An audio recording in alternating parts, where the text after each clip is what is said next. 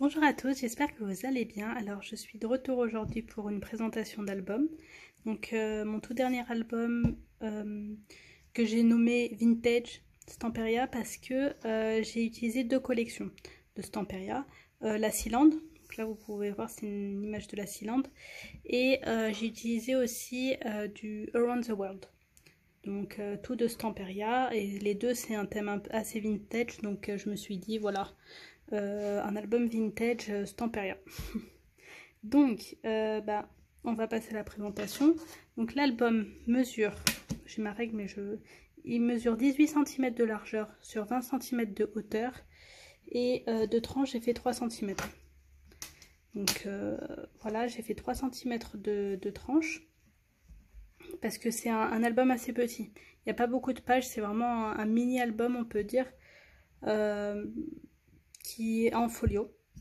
Et voilà.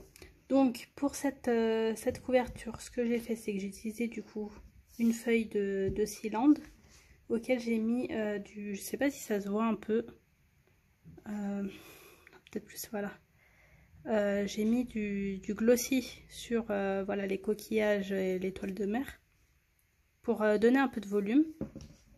Et en fait, à l'origine, cette page, il y a des petites étiquettes là, une là, et il y en a une troisième plus haut, qui du coup, si je coupais, si je coupais sans prendre en compte voilà, les étiquettes, ça aurait fait juste des petits morceaux. Et ce que j'ai fait, c'est que je me suis dit, ce serait dommage, ça ferait pas très joli. Donc j'ai coupé les petites étiquettes et j'ai rajouté en fait là sur le haut un bout qui est de la même feuille, donc c'est des cordes, et j'ai rajouté l'étiquette là. J'ai mis en fait, du coup ça fait un peu des petits découpages comme ça, du collage, mais voilà, le rendu est, j'aime bien. Voilà, j'ai mis de la distress, ça rend encore plus ancien. Mais voilà pour ça, et j'ai rajouté juste un petit mot en un chipboard Stamperia aussi, je sais plus c'est quoi le nom, c'est avec plein de petits mots. J'ai mis de la distress vintage photo. Et j'ai rajouté là un coin en métal que j'ai collé avec du glossy. Donc pour toute la collection, j'ai tout ancré avec de la vintage photo. Celle-là, Distress Oxide Vintage Photo. Hop. J'ai tout ancré avec ça. Donc ça c'est pour la couverture. Ensuite sur le côté, hop, là c'est juste donc un papier de la collection. Et j'ai rajouté en fait j'ai un pochoir Stamperia aussi, c'est la collection Away. Et donc voilà, j'ai rajouté ça avec de l'encre noire. Je me suis dit que ça faisait bien, moi j'aime bien. Et hop, là sur le derrière, c'est pareil, de la Sealand, et j'ai juste mis mon étiquette. Et hop, là, donc j'ai fermé avec ça, avec un petit voilà, un petit verrou, une petite fermeture en métal vintage aussi. Je l'avais trouvé sur Wish celle-là. Donc voilà. Hop. Donc l'album s'ouvre comme ça. Hop. Donc j'ai remis là le petit pochoir. Et là par contre c'est du Around the World. J'ai rajouté juste une petite étiquette. Là je sais pas si ça se voit. Voilà, j'ai mis du glossy donc ça fait effet vitré un peu.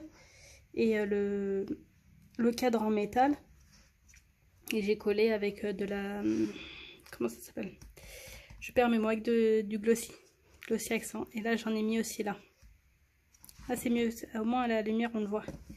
Hop, donc là ça se présente comme ça, et en fait il n'y a que 2 pages là et 2 pages là. Donc pour ici j'ai fait des petites pochettes avec, du coup là j'ai mis une carte. J'aurais pu mettre du glossy là aussi. Une carte, et là j'ai mis juste un espace photo. J'ai mis du glossy de partout. Moi j'aime bien. Je suis dans ma paire de glossy. J'ai mis du glossy là. Et là j'ai juste rajouté un petit chipboard en bois en forme d'encre. Parce que ça allait bien avec. Et j'ai mis de la distress aussi dessus. Parce qu'il est blanc à la base. Hop, pour ça. Pour celui-là. Pour cette page là, donc c'est une pochette on va dire. On a l'impression que c'est une pochette, mais en fait, hop, ça fait enveloppe un peu, moi j'aime bien.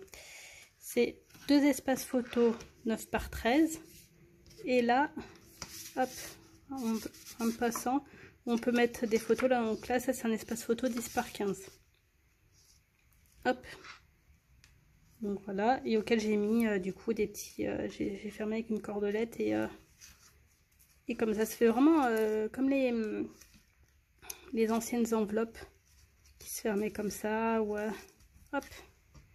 Donc, tac, voilà. Oh. On va le remettre bien quand même. Donc ça c'est pour là. Donc là j'ai mis aussi du glossy ici. Et j'en ai mis là.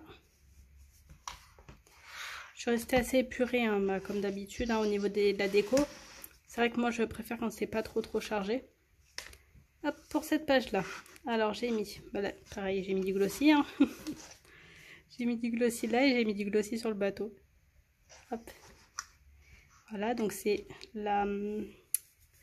Comment ça s'appelle? J'oublie tout le temps le nom. La cascade. Hop. En format paysage.